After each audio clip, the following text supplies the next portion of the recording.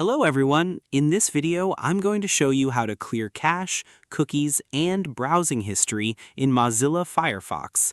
This can help improve browser performance, fix loading issues, and protect your privacy. First, open your Mozilla Firefox browser and click on the three-line menu icon in the top right corner of the screen. From the menu, select Settings.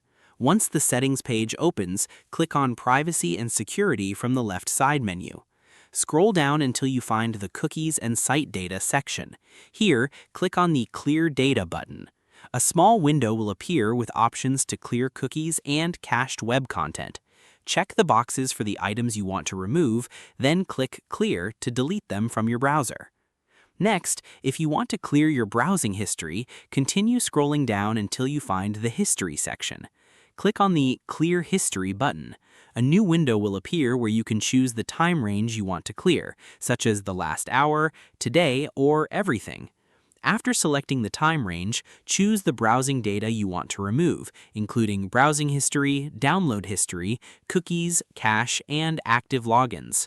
Once you are ready, click Clear to clear the selected data from Firefox. Clearing cache, cookies, and history regularly can help keep your browser running smoothly and improve your online privacy. That's it.